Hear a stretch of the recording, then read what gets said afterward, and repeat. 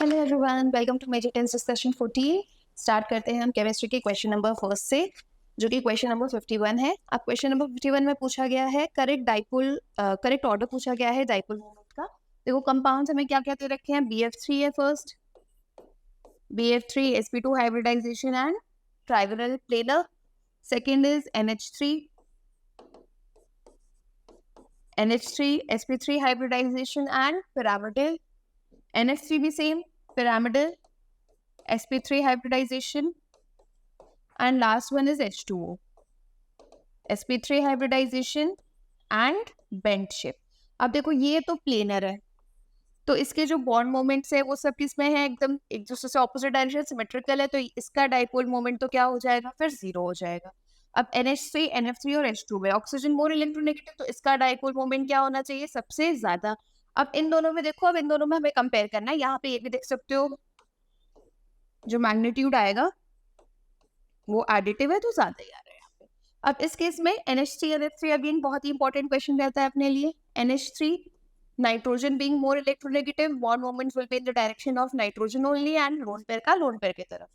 Same यहाँ पे, but fluorine ज्यादा नेगेटिव है, इलेक्ट्रोनेगेटिव है, तो फ्लोरीन के टुवर्ड्स। तो यहाँ पे बॉन्ड मोमेंट्स ऐड हो रहे हैं, बट यहाँ पे ऑपोजिट डायरेक्शन में तो सब्सट्रैक्ट हो रहा होगा, तो इसीलिए NH3 का तो डाइपोल मोमेंट ज्यादा होता है। सबसे कम तो BF3 होगा, BF3 के बाद NF3 होना चाहिए, NF3 के बाद NH3 और NH3 के बाद सबसे ज्यादा किसका, H2 का ही ऑर्डर होना चाहिए। तो देख लेते हैं, इसमें हमें आंसर डी दिख रहा है, डी में यही वाला ऑप्शन है, तो आंसर क्या हो जाएगा इसका, डी हो जाएगा। अब अगले क्वेश्चन में पूछे इनमें से कौन सा रिएक्शन अमीन बनाने के लिए यूज नहीं करते, मतलब फॉर्मेशन ऑफ अमीन प्रिपरेशन में यूज नहीं करते हो।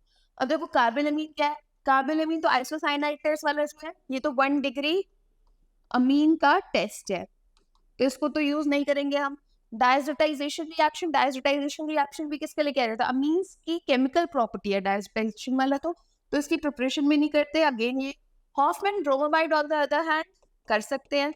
हॉफमैन ब्रोमोमाइड में क्या होता है, अमाइड है, अमाइड का रिएक्शन किया जाता है Br2 KOH के प्रेजेंस में, तो क्या बन जाता है यहाँ पे RNH2 बन जाता है, सी गायब हो जाएगा, डिकार्बोक्सिलेशन हो जाता है, तो यहाँ पे RNH2 हो जाएगा। तो अब अगर यहाँ पे देखा अमीन बन सकता है, तो ये आंसर हो सकता है। कपलिंग फिर से केमिकल रिएक्शन है, केमिकल प्रॉपर्टी है, बेसिकली बोल सकते हो अमीन्स की कपलिंग कर सकते हैं, जो डाइजोडीन सॉल्ट्स होती है उनके साथ एनालिन फिनॉल ये करते हैं, तो इसलिए ये वाला भी गलत हो गया, तो आंसर सी हो जाएगा इसका।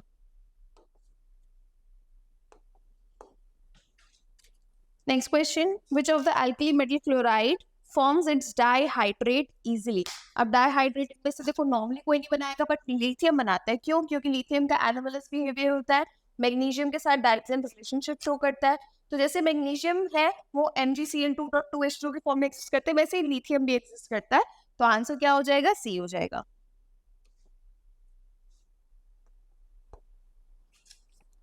नेक्स्ट क्वेश्चन, एल्यूमिनियम क्लोराइड का रिएक्शन किया जा रहा है। आपको सॉल्यूशन में ए कॉम्प्लेक्स में ना, अब ये जो ए कॉम्प्लेक्स बनता है वो बनता है AnH2O होल 6 एंड 3+, और इसके हाइब्रिडाइजेशन पूछे। अब देखो एल्यूमिनियम के इलेक्ट्रॉनिक कॉन्फ़िगरेशन अगर हम लिखे तो क्या हो जाएगी, neon 3s2 and 3p1, but इधर ये 0 है, तो एल्यूमिनियम पे चार्ज कितना आएगा, 3+, तो एल्यूमिनियम 3+ किस फॉर्म में एग्जिस्ट करेगा, नियॉन के फॉर्म में। अब 3s इसके पास वेकेंट है, 3p वेकेंट है और 3d वेकेंट है, और कितने लिगेंड्स है, 6। तो अब ये 6 लिगेंड किस में जाएंगे अगर देखा जाए, 3s में, 3p में और 2d में, तो हाइब्रिडाइजेशन विल बी sp3d2, तो answer will be C.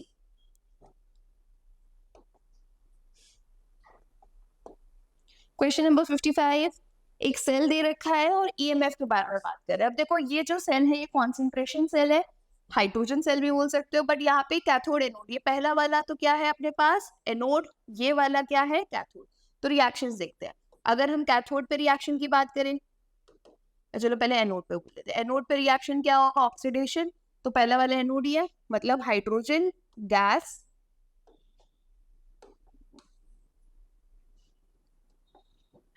Gas से बन रहा है 2H+ एक्वस प्लस 2 इलेक्ट्रॉन, तो इसकी अगर प्रेशर P1 है तो इसकी कॉन्सेंट्रेशन C1।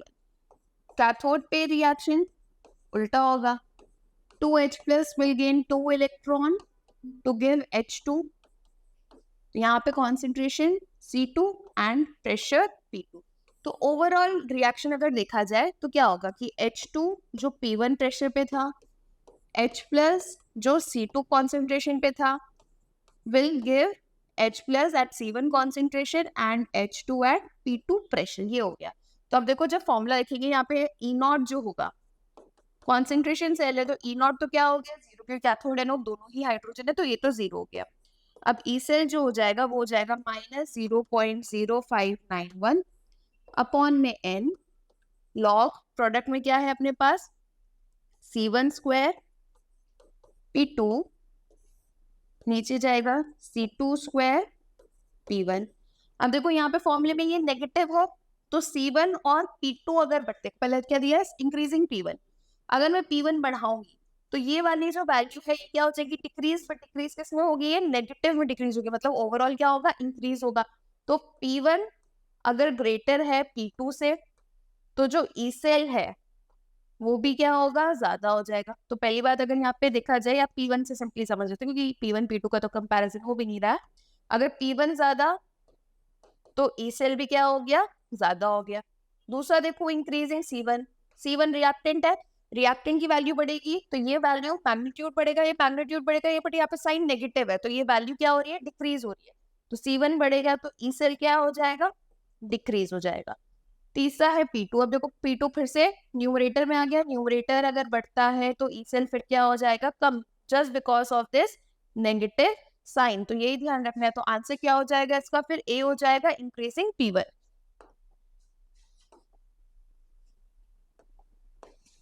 अब अगले क्वेश्चन में एनालीन है, यही रिएक्शन डायजोटाइजेशन रिएक्शन है, NaNO2 HCl के प्रेजेंस में, इसी को डायजोटाइजेशन कहते हैं। अब ये एनालीन का जब डायजोटाइजेशन कराया जा रहा है तो मिलेगा क्या अपने को benzene diazonium chloride N2+ and Cl-। तो ये तो A हो गया। फिर क्या कर रहे हैं इसमें वाटर डाल रहे हैं। अब वाटर में ये N2+ Cl- के जगह क्या लग जाता है OH, मतलब फिनॉल बन गया। तो B तो फिनॉल हो गया।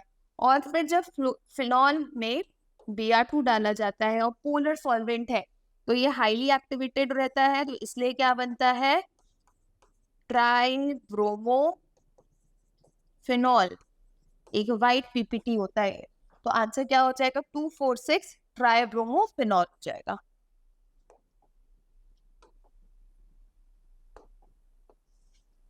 Next question. अब ये वाला जो रिएक्शन है यहाँ पे अगर देखो गैब्रियल थैलामाइड रिएक्शन है, KOHRX के प्रेजेंस में 1 डिग्री अमीन बनता है इसमें। तो गैब्रियल थैलामाइड में x product is 1 degree amine, ये असर्शन तो सही है।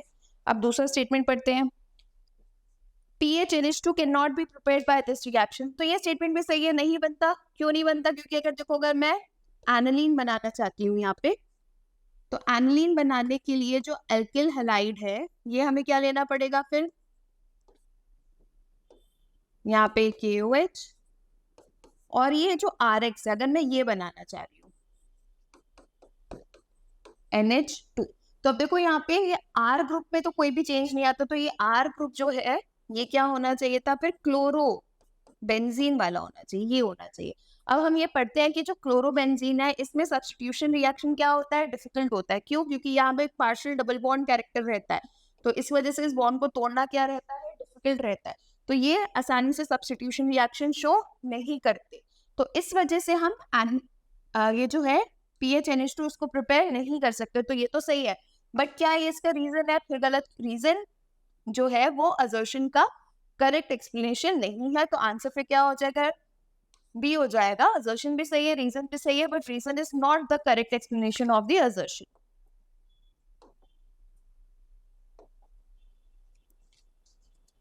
अब अगला क्वेश्चन देखो, दे रखा है यहाँ पे, which of the following oxo acids of phosphorus have strongest reducing property. अब रिड्यूसिंग प्रॉपर्टी हम किससे देखेंगे, जो रिड्यूसिंग प्रॉपर्टी होती है फास्फोरस के एसिड्स की, ये बेसिकली डायरेक्टली प्रोपोर्शनल रहती है नंबर ऑफ पीएच बॉन्ड से। तो जितनी ज्यादा फास्फोरस हाइड्रोजन की बॉन्ड्स होंगी उतनी ज्यादा रिड्यूसिंग प्रॉपर्टी होगी। अब सबसे पहले देखो H3PO2, यहाँ पे 2 pH बॉन्ड्स है,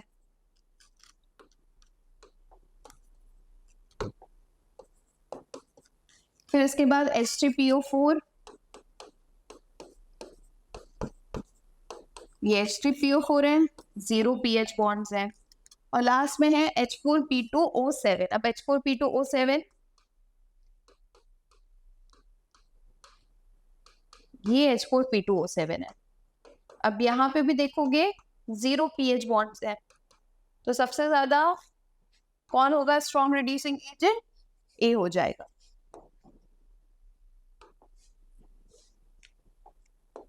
question, identify the formula of oleum. अब ओलियम क्या होता है? H2S2O7। ये तो एक थ्योरेटिकल क्वेश्चन है, आपको पता होना चाहिए। ओलियम का फॉर्मूला क्या है? H2S2O7। अब आते हैं अगले क्वेश्चन पे।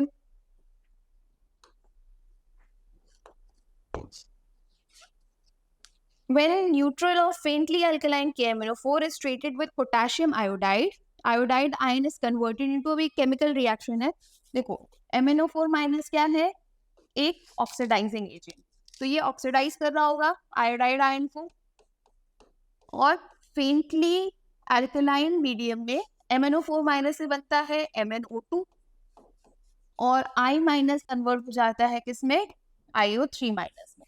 तो आपके पास जो आंसर आना चाहिए क्या होना चाहिए? ए होना चाहिए, IO3 माइनस।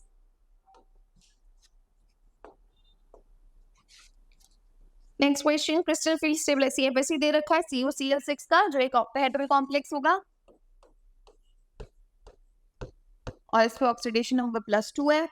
ये दे रखा है अपने को 18,000 सेंटीमीटर इनवर्स, और एक COCl4 2 माइनस, मतलब जिसका ऑक्सीडेशन नंबर +2 है, बट ये तो ऑक्टाहेड्रल था, ये क्या होगा? टेट्राहेड्रल कॉम्प्लेक्स होगा। बस टेट्राहेड्रल कॉम्प्लेक्स के लिए दे रखा है वैल्यू निकालनी है कि CFSE की क्या होगी। तो यहाँ पे देखो चार्जेस सेम है, तो हम यहाँ पे रिलेशन यूज कर सकते हैं ऑक्टाहेड्रल एंड टेट्राहेड्रल स्प्लिटिंग के बीच में।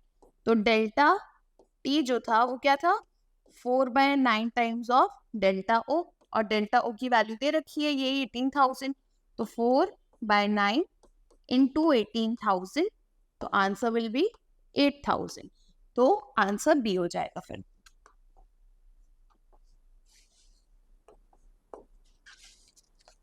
अगले क्वेश्चन में मैच द कॉलम है sodium oxide. Sodium oxide metal की ऑक्साइड बेसिक होती है नेचर में, तो इसका आंसर तो बी हो जाएगा। तो 1 का बी, ये हटा दो और ये हटा दो। अब 2 से निकालते हैं आंसर। देखो एल्यूमिनियम है, एल्यूमिनियम क्या बनाता है? एम्फीटेरिक हाइड्रोक्साइड्स बनाता है, तो 2 के लिए डी, 1 का बी 2 का डी, आंसर बी हो गया। N2O is a neutral oxide, और क्लोरीन की जो ऑक्साइड होती है वो एसिडिक होती है, तो उसी अकॉर्डिंग आंसर हो जाएगा।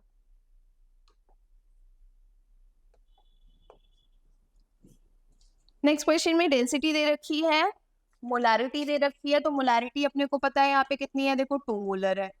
डेंसिटी दे रखा है कितना? 1.28 ग्राम पर सेंटीमीटर क्यूब, और दे रखा है molar mass of NaOH is 40 gram per mole.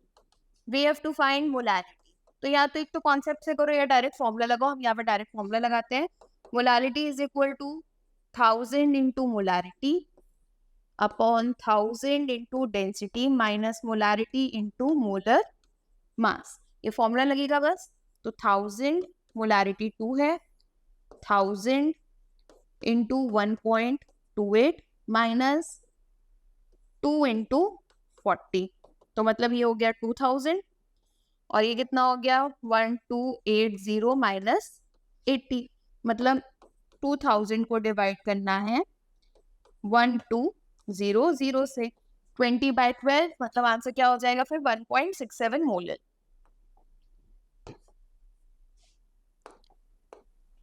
Next question, orbital having 3 angular nodes and 3 total nodes. अब देखो एंगुलर नोड से ही अपना काम हो गया, क्योंकि एंगुलर नोड्स किसके बराबर होता है? L के बराबर होता है।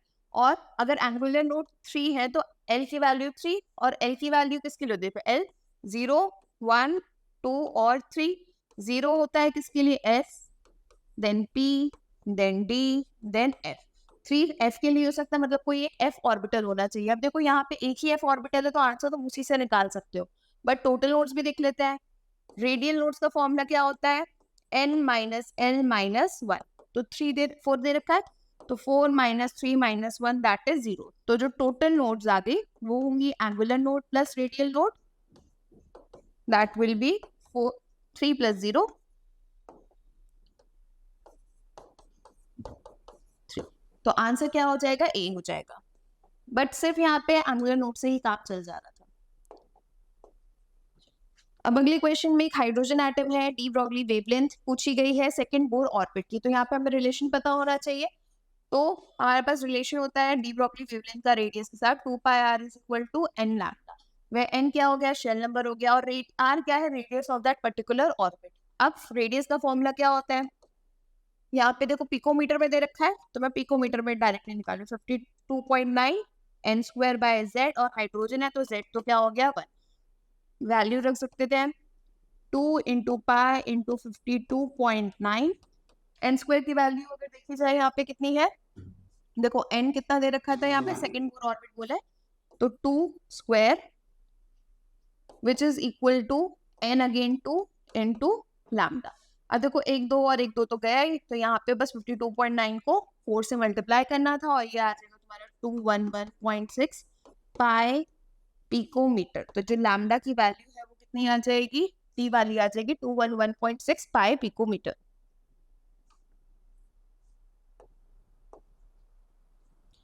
Next question. अब देखो इस अगले क्वेश्चन में क्या पूछा गया है अपने से कि प्रोटीन का जो स्ट्रक्चर है वो इंटैक्ट किस केस में रहता है। डीनेचुरेशन जब होता है तो देखो डीनेचुरेशन में किसकी अनकॉइलिंग होती है, जो टर्शरी स्ट्रक्चर्स होते हैं, सेकेंडरी स्ट्रक्चर होता है, प्राइमरी स्ट्रक्चर इंटैक्ट रहता है, तो आंसर फिर क्या हो जाएगा इसके लिए, डी हो जाएगा।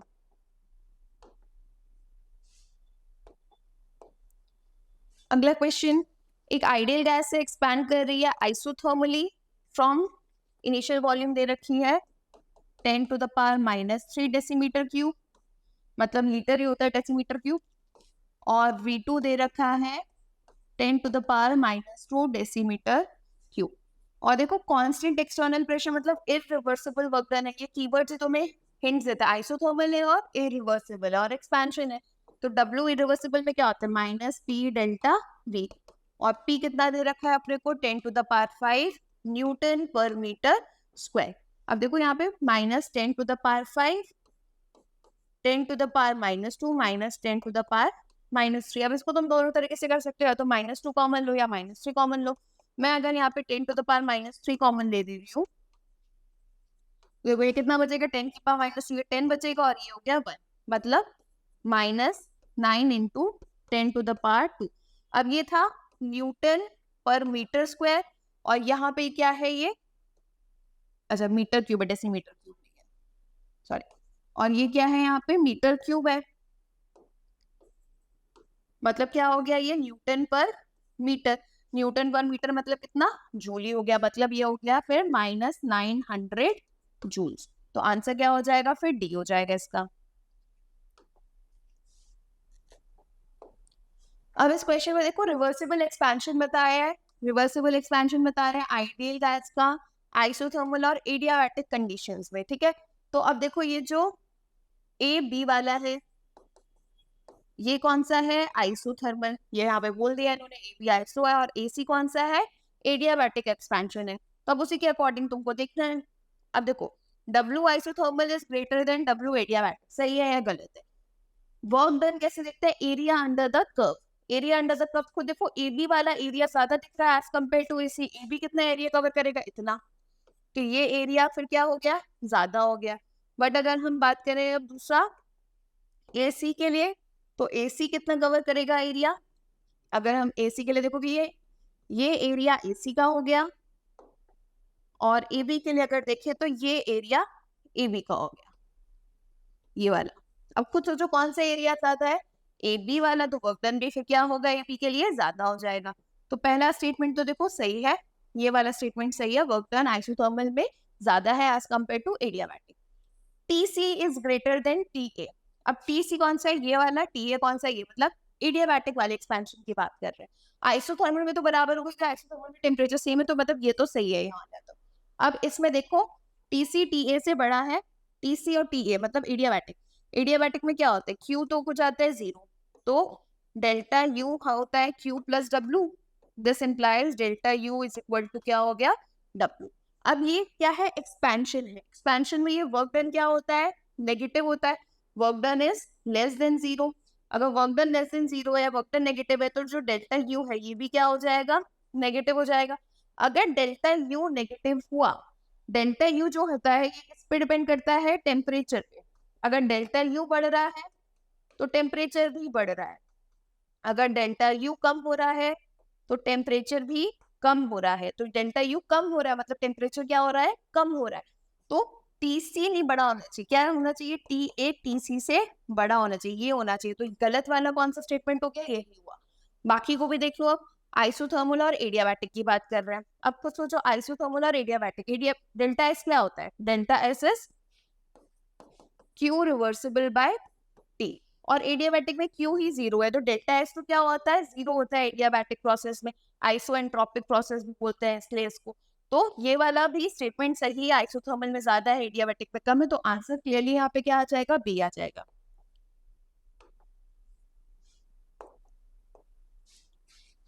नेक्स्ट क्वेश्चन, पीएच पूछा गया है 0.001 मोलर NaOH, मतलब ये 10 to the power -2 molar NaOH है। तो पहले POH निकलेगा, negative log of OH minus, और स्ट्रॉन्ग बेस है तो जो बेस की कॉन्सेंट्रेशन वही गैस की हो गई OH माइनस की, तो ये कितना आ जाएगा 2।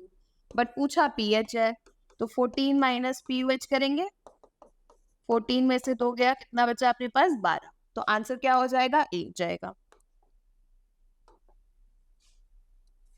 Next question, Which of the following cannot act as Bronsted acid and Bronsted base? दोनों की तरह बिहेव नहीं कर सकता, Bronsted acid और Bronsted base दोनों नहीं हो सकता।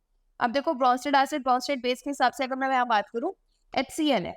HCl क्या है, एक प्रोटॉन डोनर है, बस ये डोनेट कर सकता है, एक्सेप्ट नहीं कर सकता। तो ये क्लियरली आंसर है। बट HSO4 माइनस दो फॉर्म में जा सकता है, एक तो अगर ये H प्लस एक्सेप्ट करेगा तो H2SO4 बनाएगा, H प्लस डोनेट करेगा तो SO4 2 माइनस, तो ये एम्फीप्रोटिक हो गया। फिर HCO3 माइनस अगेन, अगर इसने H प्लस एक्सेप्ट किया तो H2CO3 बनेगा, H प्लस लूज किया तो CO3 2 माइनस बनेगा। NH3 अगर इसने H प्लस एक्सेप्ट किया तो अमोनियम आयन बनेगा, और H प्लस डोनेट किया तो NH2 माइनस बन जाएगा। तो आंसर पे क्या हो जाएगा, HCl, जो ना H, वो सिर्फ H प्लस दे सकता है, H प्लस ले नहीं सकता।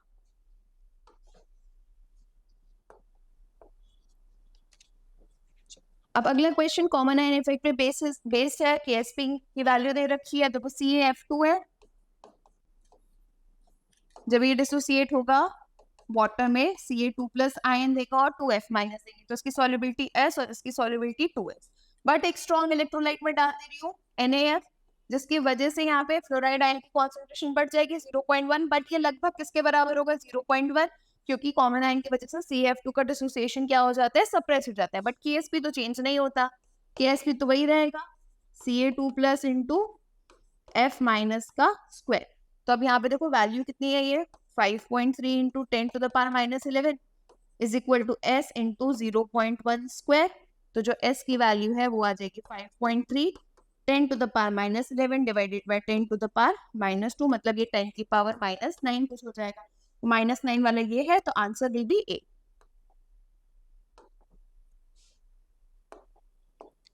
अगले क्वेश्चन पे CrO5 का ऑक्सीडेशन स्टेट पूछा है। CrO5 बटरफ्लाई लाइक स्ट्रक्चर बनता है इसका,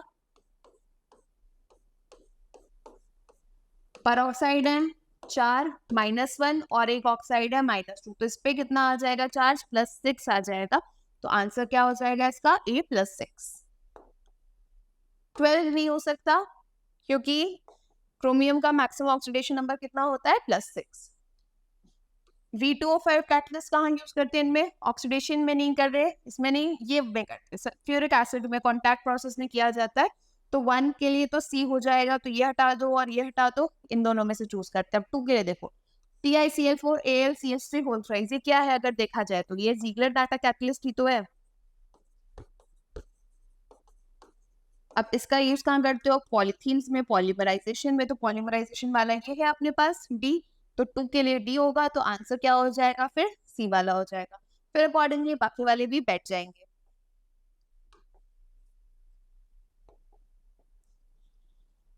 मोस्ट स्टेबल कार्बोकेटाइन पूछा गया है उसमें से। नेक्स्ट क्वेश्चन ऑफ देखो, स्टेबिलिटी ऑफ कार्बोकेटाइन किससे देखते हैं? जो उसके पास ग्रुप जुड़े हैं, बट बेसिकली हम यहाँ पे देखेंगे किससे? हाइपर कॉन्जुगेशन से इस केस में, क्योंकि यहाँ पे कोई एरोमेटिक नहीं है, तो रेजोनेंस वाली बात तो है ही नहीं, है ना, मीसोमेरिक इफेक्ट लगेगा। तो यहाँ पे अगर देखा जाए 3 और 2, 5 अल्फा हाइड्रोजन है, यहाँ पे सिर्फ 2 अल्फा हाइड्रोजन है। यहाँ पे कंपाउंड अगर बनाओगे CH3, CH3, CH3, यहाँ पे C पॉजिटिव है, H और CH3। तो बस देखो यहाँ पे तो कोई अल्फा हाइड्रोजन है ही नहीं इसके पास, सिर्फ यहीं पे है, तो कितने हैं? 3 अल्फा हाइड्रोजन। और यहाँ पे 2 इधर और 2 इधर, 4 अल्फा हाइड्रोजन। जितने ज्यादा अल्फा हाइड्रोजन होंगे उतना ही ज्यादा हाइड्रोकॉन्जुगेशन के स्ट्रक्चर्स बनेंगे, तो आंसर क्या हो जाएगा फिर इसका? A हो जाएगा। उतनी ही ज्यादा इसकी स्टेबिलिटी होती जाएगी। क्वेश्चन नंबर 75, इनमें से कौन सा एल्केन मोनोक्लोरो प्रोडक्ट देगा? मतलब एक ही प्रोडक्ट देगा। एक ही प्रोडक्ट कौन देगा? इसमें सेम टाइप के ग्रुप जुड़े हो उसके आसपास। अब पेंटेन देखो, ये पेंटेन। अगर खुद सोचो, अगर मैं यहाँ पे क्लोरीन लगाऊंगी तो 1 क्लोरो वाला बनेगा, यहाँ पे क्लोरीन लगाती तो 2 क्लोरो, और यहाँ पे क्लोरीन लगाती तो 3 क्लोरो। तो कितने प्रोडक्ट मिलते हैं मुझको? यहाँ पे 3 मिल रहे होते हैं। दूसरा है आइसोपेंटेन, दिस इज आइसोपेंटेन। अब देखो ये पोजीशन दोनों ही बना, तो इससे कोई फर्क नहीं पड़ता। अगर मैं इधर लगाऊंगी तो 1 क्लोरो और 2 मिथाइल वाला मिलता। IUPAC नेम के बेसिस पे देख सकते हो बेसिक डिफरेंस। अगर हम यहाँ पे लगाते सेकंड पोजीशन पे, तो यहाँ पे मिलता 2 क्लोरो एंड 2 मिथाइल। फिर अगर हम थर्ड पोजीशन पे लगाए इधर, तो अब यहाँ पे देखो, यहाँ पे क्या मिलेगा? 2 क्लोरो और 3 मिथाइल, क्योंकि अल्फाबेटिकली क्लोरीन पहले आता है, तो नंबरिंग क्लोरीन की तरफ से की जाती। और अगर हम यहाँ लास्ट के लगा दें, तो अब इधर क्या मिलता? 1 क्लोरो एंड 3 मिथाइल। तो अब देखो यहाँ पे 4 अलग अलग IUPAC नेम आते, तो यहाँ पे कितने प्रोडक्ट्स मिल रहे होते हैं अपने को? 4। तो पहला भी नहीं हुआ, दूसरा भी नहीं हुआ। अब आते हैं तीसरे वाले पे। अब देखो तीसरे वाले में क्या पूछा गया है अपने से? यहाँ पे थर्ड वाले में 2,2 डाइमेथाइल ब्यूटेन दिया है। अब 2,2 डाइमेथाइल ब्यूटेन के लिए 1 2 3 4 और सेकेंड, और यहाँ पे क्या है? मिथाइल ग्रुप है। अब फिर से यहाँ पे अगर क्लोरीन लगेगा तो नाम क्या हो जाएगा उसका? 1 क्लोरो 2,2 डाइमेथाइल, ये बनता। फिर क्या किया जाए? सेकंड पे तो लग ही नहीं सकता, यहाँ पे क्लोरीन लगा, तो यहाँ पे लगाओगे तो बनेगा 1। अब देखो यहाँ पे IUPAC नेम किधर है? पे अल्फाबेटिकली नहीं, लोएस्ट लोकेन टूल देखेंगे तो यहाँ पे लोएस्ट नंबर आएगा, तो इधर से ही देंगे। तो अब मिलेगा क्या? अल्फाबेटिकली पर लिखेंगे तो पहले क्लोरीन ही, तो 3 क्लोरो एंड उस केस में मिलता क्या? फिर से 2,2 डाइमेथाइल। और अगर इधर क्लोरीन आता, तो अब देखो जब IUPAC नेम करते इसको 1 मिलता और इसको 3 पोजीशन मिलती, 1 3 3, और इधर से करते तो 1 2, और ये कितना मिलता? 4 मिलता। अब कुछ सोचो, 2 2 4, और उधर से करेंगे तो 1 3 3। फर्स्ट पॉइंट ऑफ डिफरेंस ही यहाँ से आ रहा है 1 3 3 से, तो 1 3 3 से IUPAC होती, तो मिलता 1 क्लोरो एंड 3,3 डाइमेथाइल। तो ये नाम हो जाता। बट यहाँ पे फिर से अगर करके देखें तो 3 प्रोडक्ट मिलते हैं। यहाँ पे अपने को कितने प्रोडक्ट मिल रहे थे? 3। हमें एक ही सिंगल प्रोडक्ट चाहिए था। अब सिंगल प्रोडक्ट फिर किस में आ रहा है? देखो नियोपेंटेन में ही आ रहा है, क्योंकि ऑप्शन है ये बचा, तो आंसर तो हम यही मार्क करेंगे। बट कैसे? नियोपेंटेन, ये भी कार्बन, सारे कार्बन एक ही जैसे हैं। अगर मैंने इस क्लोरीन पे लगाया तो क्या बोलोगे? 1 क्लोरो, और यहाँ पे आ गया अपने पास 2,2 डाइमेथाइल। अगर मैंने इस वाले क्लोरीन पे लगा दिया तो लॉन्गेस्ट चेन ये हो गई है। तब भी क्या बोलेंगे 1 क्लोरो 2 डाइमेथाइल। अगर हम यहाँ पे लगा दे तो भी सेम, यहाँ पे लगाते तो भी सेम, तो एक प्रोडक्ट सिर्फ इधर ही मिलेगा, तो आंसर इसलिए क्या हो जाएगा डी नियोपेंटेन। सेम टाइप की अगर हाइड्रोजन है, सेम ग्रुप वाले हैं, तो वहां पे सेम ही प्रोडक्ट मिलेगा। अगले क्वेश्चन में देखो, रेड हॉट आयरन ट्यूब के साथ रिएक्शन करा रहे हैं प्रोपाइन का, तो ये एक पॉलीमराइजेशन रिएक्शन होता है, और जब ये पॉलीमराइजेशन रिएक्शन होता है यहाँ पे बनता क्या है मेसिटाइडीन, मतलब ये कंपाउंड बनता है। अब इसमें हमसे पूछी गई है कौन कौन सी बॉन्ड, सिग्मा बॉन्ड। तो देखो बेंजीन में अगर सिग्मा याद है तो उससे भी कर सकते हो, वरना इसको अगर ओपन करके भी देख ले तो भी हो जाएगा। तो ये देखो डबल डबल और एक जगह डबल, और यहाँ पे जुड़ा है carbon, hydrogen hydrogen hydrogen, same यहाँ पे भी कार्बन हाइड्रोजन हाइड्रोजन और हाइड्रोजन, सेम यहाँ पे कार्बन हाइड्रोजन हाइड्रोजन और हाइड्रोजन, और बाकी सब जगह क्या है सिर्फ हाइड्रोजन। तो अब अगर इसमें हम सिग्मा गिरे तो देखो 1 2 3 4 5 6 7 ये तो हो गई, फिर उसके बाद ये 8 9 10 11 12 13 14 15 16 17 18 19 20 और 21, तो 21 हो जाएंगे, तो आंसर क्या हो जाएगा सी।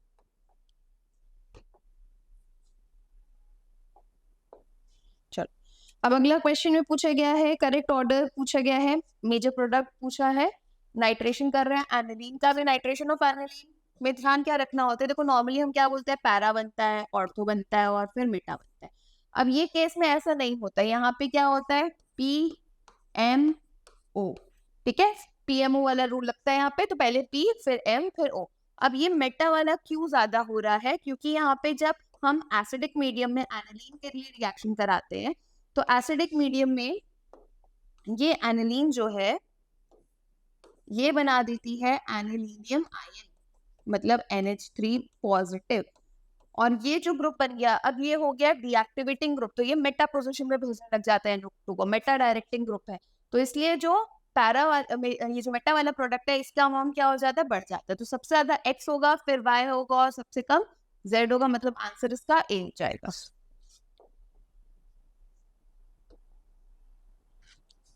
इसके बाद अगला क्वेश्चन, हाइड्रोलिसिस रिएक्शन कराया जा रहा है और किसका स्लोएस्ट रेट है ये पूछ रहा है।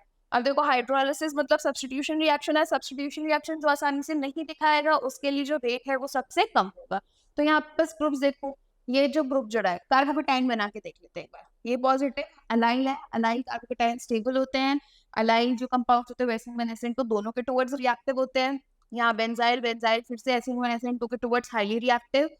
ये देखो फिर से वही क्लोरोबेंजीन वाला आ गया, ये बॉन्ड सब्स्टिट्यूशन क्या हो जाता है डिफिकल्ट, जब इलेक्ट्रॉन विड्रॉइंग ग्रुप छोड़ते हैं तब इसका रेट क्या होता है फास्ट होता है। तो यहाँ पे तो इलेक्ट्रॉन विड्रॉइंग तो छोड़ो डोनेटिंग ग्रुप हमने लगा दिया, तो ये तो आसानी से नहीं दिखाएगा, तो इसलिए आंसर क्या हो जाएगा फिर सी हो जाएगा। ये नॉर्मली अपने पास 1 डिग्री है, 1 डिग्री वाला भी SN2 शो कर सकते हैं, तो आंसर सी, क्योंकि ये SN1 भी आसानी से दिखाएगा तो SN2 दिखाएगा।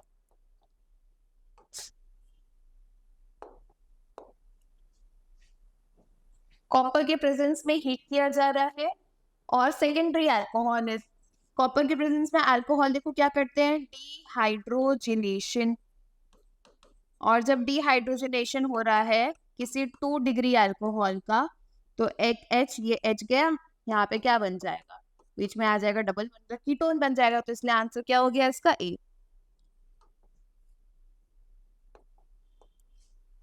Number of hydrogen bonded water molecules, अब देखो यहाँ पे भी ध्यान रखना है CH4.5H2 है, अब CH4.5H2 में 5 के 5 वाटर मॉलिक्यूल्स जो है ये हाइड्रोजन बॉन्डेड नहीं होते, इसमें से एक हाइड्रोजन बॉन्डेड होता है और 4 कोऑर्डिनेट बॉन्डेड होते हैं, तो इसलिए आंसर क्या हो जाएगा इसका डी।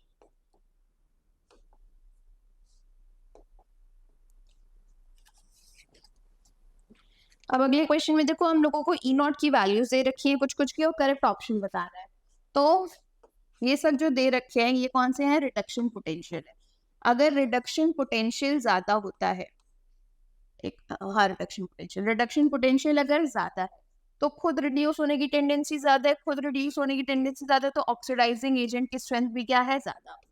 रिडक्शन पोटेंशियल कम है तो रिड्यूसिंग एजेंट की स्ट्रेंथ क्या होगी, ज्यादा। तो अब सबसे ज्यादा अगर यहाँ पे मैं वैल्यू देखूँ माइनस, ये सबसे ज्यादा ये वाली वैल्यू आ रही है रिडक्शन पोटेंशियल की, नाइट्रोजन की मतलब एन की मैक्सिमम है। तो अगर एन की मैक्सिमम तो एन स्ट्रॉन्गेस्ट ऑक्सीडाइजिंग एजेंट है, तो ये वाला तो स्टेटमेंट सही है। दूसरा स्टेटमेंट जिसके लिए वैल्यू सबसे कम है वो स्ट्रॉन्गेस्ट रिड्यूसिंग होगा, सबसे कम एक्स के लिए दिख रही है तो एक्स स्ट्रॉन्गेस्ट रिड्यूसिंग एजेंट, ये भी सही है। एक्स जेड के साथ रिएक्ट करता है और अपनी सॉल्ट बनाता है। अब देखो अगर एक्स जेड के साथ रिएक्ट करेगा, सॉल्ट बनाएगा मतलब एक्स प्लस बनेगा। जैसे सोडियम है, सोडियम NaCl बना रहा है तो Na प्लस पॉजिटिव चार्ज आ रहा है, मतलब उसका क्या हो रहा होगा, ऑक्सीडेशन। तो अगर एक्स का ऑक्सीडेशन पोटेंशियल जेड से ज्यादा है, या बोल सकते हो एक्स का रिडक्शन पोटेंशियल जेड से कम है, तब तो ये रिएक्शन हो सकता है। तो अब देखो -1.3 -0.70, जेड का रिडक्शन पोटेंशियल ज्यादा है और एक्स का क्या है, कम है, तो ये रिएक्शन पॉसिबल है। तो इसलिए ये स्टेटमेंट भी तो सही है। लास्ट देखिए, एक्स प्लस से एक्स जा रहा है मतलब एक्स का रिडक्शन हो रहा है, और वाई माइनस से वाई जा रहा है मतलब वाई का ऑक्सीडेशन हो रहा है। तो मतलब एक्स का रिडक्शन पोटेंशियल वाई से ज्यादा होना चाहिए, बट यहाँ पे उल्टा है। देखो एक्स का रिडक्शन पोटेंशियल -1.3, वाई का कितना दे रखा है 1.10, तो ये तो क्या हो गया, गलत हो गया। तो ABC मतलब आंसर डी हो जाएगा।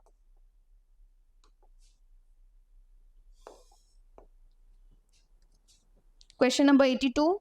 Which of the following statement is correct regarding a solution of two components exhibiting positive deviation from ideal behavior? अब देखो पॉजिटिव डेविएशन में क्या क्या होता है, delta V mixing greater than 0, delta H mixing greater than 0, और जो AA and BB interactions होते हैं वो कम होते हैं एज कंपेयर टू, सॉरी वो ज्यादा होते हैं as compare to AB interactions. इनमें इंटरेक्शन ज्यादा है, इसमें इंटरेक्शन कम है, तभी तो वॉल्यूम क्या हो रही है, बढ़ रही है ना। तो डेल्टा V मिक्सिंग 0 गलत। इंटरमोलिकुलर इक्वल आइडियल में होती है, इंटरमोलिकुलर फोर्स बिटवीन A या स्ट्रॉन्गर, तो ये स्टेटमेंट क्या हो गया, सही हो गया। बाकी सारे जो दे रखे हैं वो आइडियल सॉल्यूशंस का बिहेवियर बता रखा है, ना कि नॉन आइडियल का। पॉजिटिव डेविएशन मतलब नॉन आइडियल।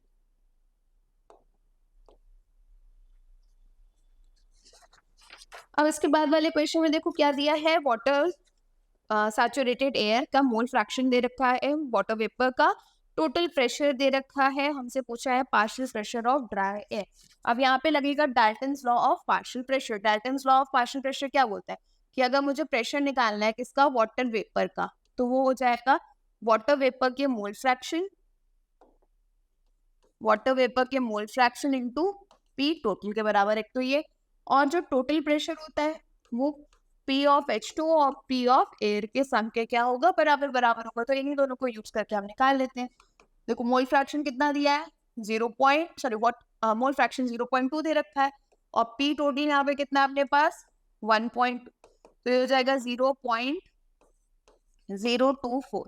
ये पार्शियल प्रेशर आ गया किसका, H2 का। टोटल है हमारे पास 1.2, H2 के लिए 0.024, तो प्रेशर ऑफ एयर क्या हो जाएगा, 1.2 को क्या करेंगे 0.024 से सब्सट्रैक्ट कर देंगे, तो आंसर क्या आना चाहिए फिर 1.11176 वाला आना चाहिए, मतलब आंसर हो जाएगा फिर ए।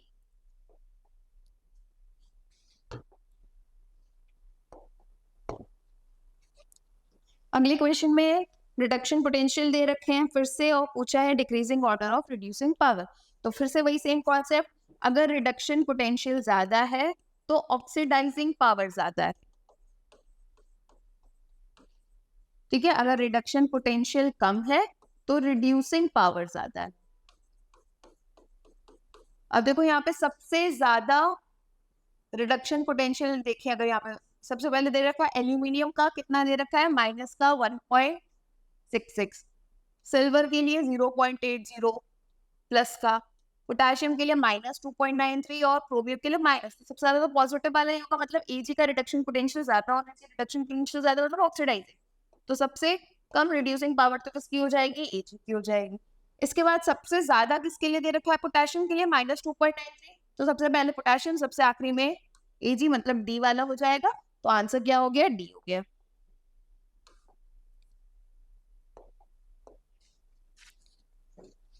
Question number 85। अब इस क्वेश्चन में सी और डी मेजर प्रोडक्ट पूछ रखे हैं। तो सबसे पहले यहाँ पे क्या है, HI के साथ रिएक्शन कराया जा रहा है। नॉर्मली आयोडीन कहाँ पे जाता है, जहाँ पे भीड़ क्या हो, कम हो, क्योंकि वहाँ पे फिर SN2 की प्रोबेबिलिटी है। बट अगर कार्बोकटायन ज्यादा स्टेबल बन रहा है तो वो SN1 प्रेफर कर देता है। तो आयोडीन वहां पे जाएगा जहाँ पे कार्बोकटायन की स्टेबिलिटी ज्यादा हो रही हो। तो अब यहाँ पे देखो ये है 1 डिग्री, ये आ गया 3 डिग्री। तो 3 डिग्री बन सकता है, तो इसलिए आयोडीन कहाँ पे जाएगा, 3 डिग्री वाले पे जाएगा।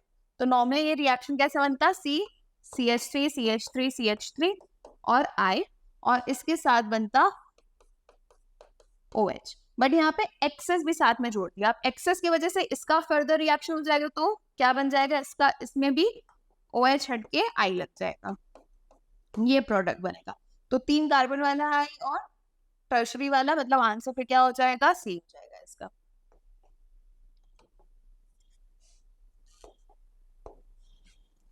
Question number 86। इनमें से कौन सा reaction benzoic acid major product में नहीं देता। तो देखो सबसे पहले अल्कोहल है PCC, PCC एक माइल्ड ऑक्सीडाइजिंग एजेंट है, तो ये क्या बनाएगा, एल्डिहाइड बनाएगा, ना कि कार्बोक्सिलिक एसिड। तो इसमें आंसर फिर क्या हो जाता है, A हो जाता है। बाकी भी दे सकते हो। एसिडिक मीडियम में कर रहे हैं KMnO4 के साथ रिएक्शन, तो भी ऑक्सीडाइज होकर क्या बनेंगे, KMnO4 strong oxidising agent, K2Cr2O7 strong oxidising agent, दोनों ही क्या बनाएंगे, कार्बोक्सिलिक। और COCH3 NaOCl आइडोफॉर्म वाला या हेलोफॉर्म टेस्ट बोल सकते हो, हेलोफॉर्म में भी ऑक्सीडेशन ही होता तो CO- और Na+ बनता है, इसलिए आंसर A हो जाता है इसका।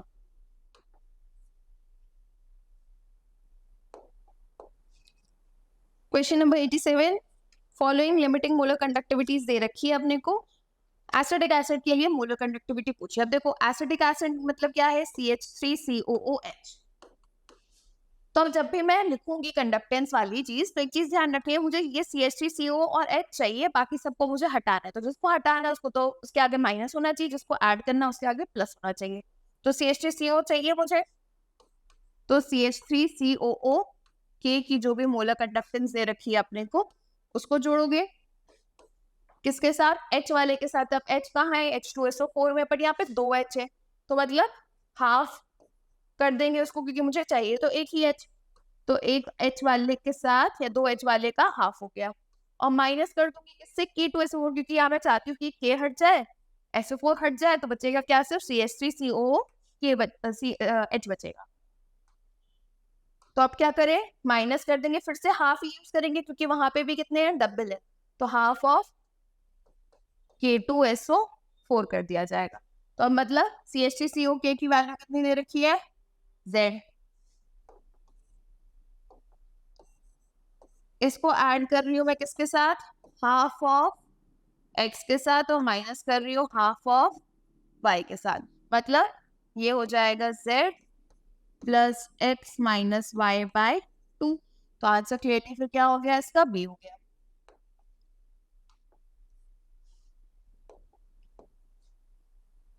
Question number 88। अब इसमें हमें दे रखा है एक first order reaction, rate constant दे रखा है। फर्स्ट ऑर्डर रिएक्शन के लिए फॉर्मूला क्या है कि T = 2.303/K log initial concentration upon में कंसंट्रेशन एट टाइम T, ये फॉर्मूला है। अब देखो यहाँ पे K की वैल्यू कितनी दे रखी है, 2.303 इंटू 10⁻⁻3, और साथ में है लॉग इनिशियल कितना है 40, फाइनल कितना है 10, मतलब log 4 हो गया। log 4 कितना हो जाता है, log 2 का स्क्वायर बोल सकते हो, 0.6 समथिंग कुछ होगा ये। और यहाँ पे ये वैल्यू देखो 2.303, ऊपर आ गया 1000, तो समथिंग तुम्हारा 602 समथिंग कुछ हो जाए, तो आंसर क्या हो गया, B हो जाएगा फिर।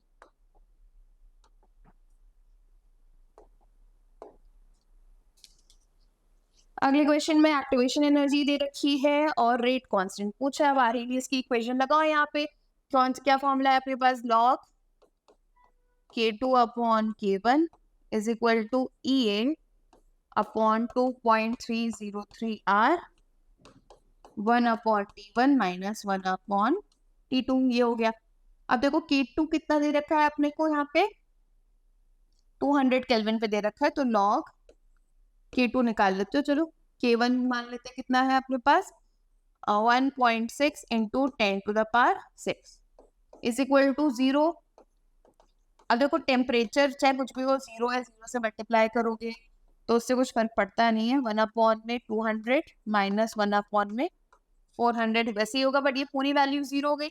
मतलब log K2 में जो K1 था ये 0 हो गया। एंटी लॉग लेंगे, 0 किसका हो गया, 1 का। तो K2/K1 इज इक्वल टू 1, या K2 K1 के क्या हो गया, बराबर आ गया। बराबर मतलब वापस वही चीज आ जाएगी। 1.6 इंटू 10⁶ मतलब आंसर क्या हो जाएगा फिर इसके लिए, D हो जाएगा।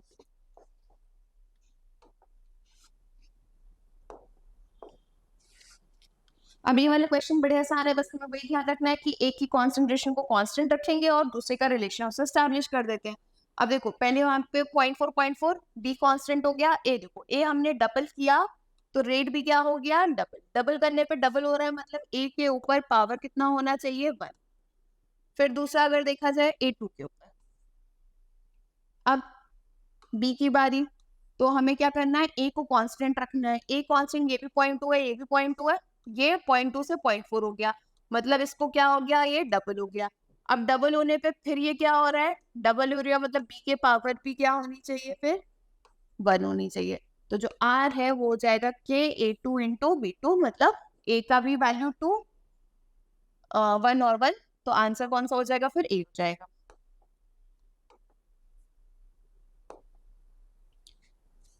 क्वेश्चन नंबर 91, इनमें से कौन से पैरामैग्नेटिक है। पैरामैग्नेटिक देखो कौन से होंगे, एक तो जिनमें ऑड नंबर ऑफ इलेक्ट्रॉन हो, उसके अलावा B2 और O2, ये अपने को ध्यान रखना है। देखो O2 दे रखा है तो यही क्या है अपना पैरामैग्नेटिक।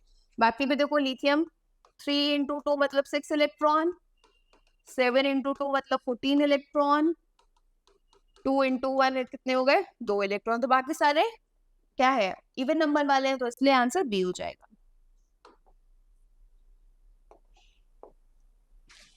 अब अगले क्वेश्चन में पूछ रहे हैं, अमीन जो हिंसबर्ग रीजन के साथ रिएक्ट तो करेगा बट एक इनसॉल्युबल प्रोडक्ट देगा अल्कीली में। तो इनसॉल्युबल प्रोडक्ट देता है कौन सा, 2 डिग्री वाला अमीन। 1 डिग्री सॉल्युबल देता है, 3 डिग्री हिंसबर्ग के साथ रिएक्ट ही नहीं करता। तो ये 1 डिग्री है, देखो NH2 1 डिग्री, ये भी NH2 1 डिग्री, ये NH है 2 डिग्री, ये N वाला है तो 3 डिग्री। तो आंसर क्या हो जाएगा फिर 2 डिग्री अमीन, दैट इज सी।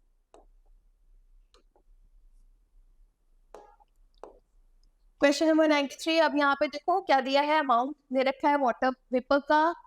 ये सिंपली सॉल्व होगा, PV is equal to nRT, इस इक्वेशन से सॉल्व हो जाएगा ये। प्रेशर हमें 1 बार दे रखा है, वॉल्यूम हमें कैलकुलेट करनी है। मोल्स देखो कितने हैं, 1.8 और मोलर मास 18। आर की वैल्यू 0.083 लेनी है, और टेम्परेचर यहाँ पे कितना बताया हमने, 374।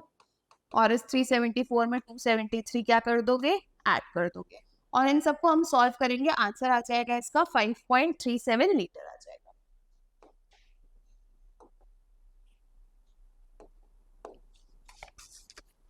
अगले क्वेश्चन पे अब, transition state can not be isolated as independent chemical species. This statement is सही, करेक्ट है।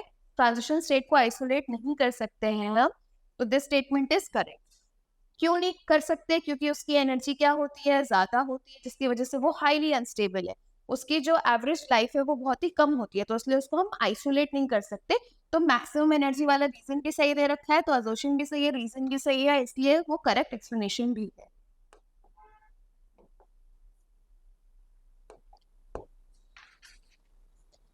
Formation of HI is a biomolecular reaction. Formation of HI biomolecular reaction होता है, H2I2 2HI देते हैं, 2 मॉलिक्यूल्स इन्वॉल्व रहते हैं इसके एलिमेंट्री रिएक्शन में, एलिमेंट्री स्टेप में, तो इसलिए बायोमोलिकुलर रिएक्शन है, ये स्टेटमेंट सही है।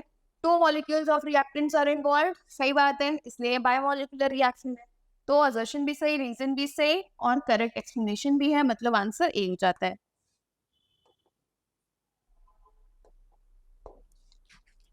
अब यहाँ पे एसिडिटी का ऑर्डर पूछा है। अब देखो कार्बोक्सिलिक एसिड की एसिडिटी का ऑर्डर में क्या होता है, एक तो अपने को इलेक्ट्रॉन विड्रॉइंग ग्रुप चाहिए, इलेक्ट्रॉन विड्रॉइंग ग्रुप ज्यादा होंगे तो एसिडिक कैरेक्टर भी क्या होगा, ज्यादा। तो इसमें इलेक्ट्रॉन विड्रॉइंग नहीं है, तो सबसे कम तो 1 होना चाहिए, सबसे कम 1 B और C में। अब देखो 2 और 3 में बात करते हैं। नॉर्मली अगर मैं बात करूँ तो 3 जाता है आंसर, बट यहाँ पे नहीं जाएगा, यहाँ पे 2 आएगा। क्यों 2 आएगा? क्योंकि यहाँ पे NO2 जो जुड़ा है ये ऑर्थो पे जुड़ा है और ये बल्कि ग्रुप है, तो उसके बेसिस पे भी बोल सकते हो। मतलब उसके बेसिस पे मतलब हम क्या बोल सकते हैं, यहाँ पे क्या हो रहा होगा, ऑर्थो इफेक्ट लग रहा होगा। ऑर्थो इफेक्ट की वजह से एसिडिक कैरेक्टर क्या हो रहा है, इसका बढ़ रहा है। तो एक तो हम ऑर्थो इफेक्ट के बेसिस पे भी बता सकते हैं इसको। और अगर वैसे भी एक लॉजिकली सोचा हमें ऑर्थो इफेक्ट नहीं भी पता, तो यहाँ ऑर्थो पोजिशन पे यहाँ पे भी -m लग रहा है, यहाँ पे भी -m लग रहा है, दोनों ही पोजिशन पे -m लग रहा है। अगर मीजोमेरिक है, मीजोमेरिक देख चुके तो अब क्या देख रहा है, इंडक्टिव। तो देखो डिस्टेंस कम है तो -i ज्यादा है, यहाँ पे -i कम है तो भी क्या वहां करना चाहिए था अपने को, ऑर्थो वाला ही करना चाहिए था। तो आंसर 2 हो जाएगा, फिर 3 हो जाएगा, फिर 1 हो जाएगा, मतलब आंसर इज सी।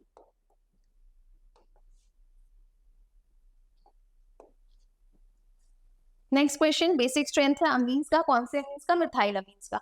तो मिथाइल अमीन्स में ऑर्डर क्या रहता है, 213, और इथाइल अमीन्स में 231। ये ऑर्डर रहता है, ये याद रखना है अपने को। क्यों आता है ये ऑर्डर? क्योंकि यहाँ पे 2 रीजंस होते हैं, एक तो inductive effect, electron releasing effect भी बोल सकते हो, और दूसरा इफेक्ट क्या होता है, यहाँ पे हाइड्रोजन बॉन्डिंग वाला कॉन्सेप्ट भी लगता है। तो उन दोनों को काउंट करके जो फाइनल आता है डेटा, वो आता है कि 2 डिग्री अमीन्स ज्यादा बेसिक है, देन 1 डिग्री, और सबसे कम कौन से होंगे, 3 डिग्री वाला। तो 213 वाला अगर देखे तो 213 अपने को यहाँ 2 डिग्री ये पहले ही दिख रहा है, तो आंसर क्या हो जाएगा, बी हो जाएगा।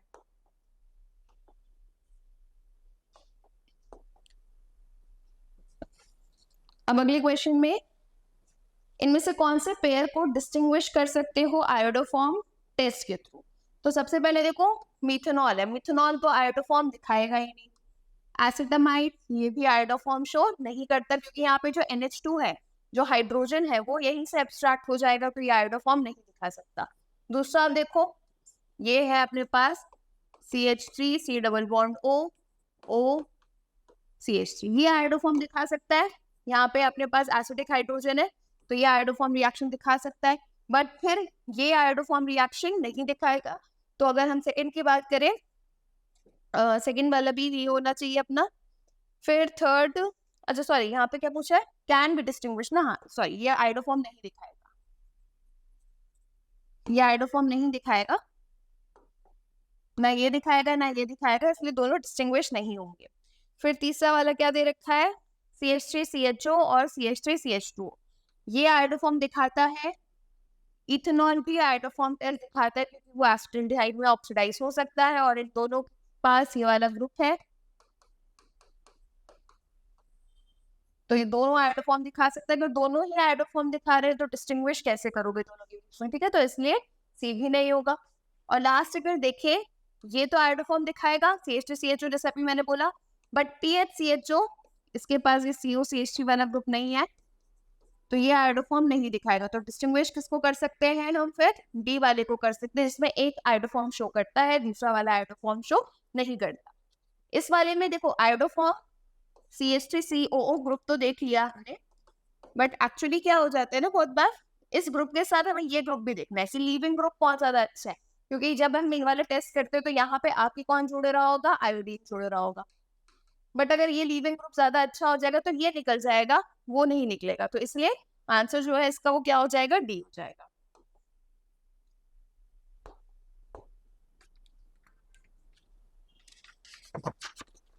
क्वेश्चन नंबर 99, NO2 है, NO2 का रिडक्शन किया है, इसका रिडक्शन अगर करोगे तो बनेगा एनिलीन।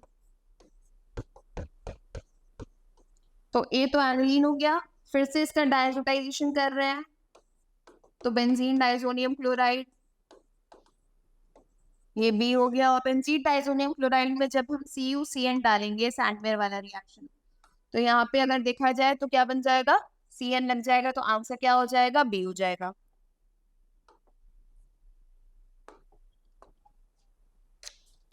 अगले क्वेश्चन में पूछा है, इनमें से कौन सा कंपाउंड हाइड्रोलाइज होगा सबसे जल्दी। हाइड्रोलाइज कौन सा होगा, ये भी देखो सब्स्टिट्यूशन रिएक्शन ही है, तो इलेक्ट्रॉन विड्रॉइंग ग्रुप्स अगर ज्यादा होंगे तो रेट ऑफ रिएक्शन भी क्या होगा, ज्यादा। इलेक्ट्रॉन विड्रॉइंग, ये इलेक्ट्रॉन विड्रॉइंग या रिलीजिंग है, ये भी फिर से देखो इनमें से सबसे ज़्यादा अच्छा इलेक्ट्रॉन विड्रॉइंग NO2 दिख रहा है, तो आंसर इसलिए क्या हो जाएगा NO2, क्योंकि इसका -M सबसे ज़्यादा है। इसके में +M इफेक्ट लगता है, -I है, बट इंडक्टिव और मीसोमेरिक में मीसोमेरिक ज़्यादा स्ट्रॉन्ग है। यहाँ पे +I और +H है और यहाँ पे कोई भी ग्रुप नहीं है, तो इसलिए आंसर क्या हो जाएगा? D हो जाएगा। इसके साथ ही आज का ये डिस्कशन खत्म होता है। Thank you everyone.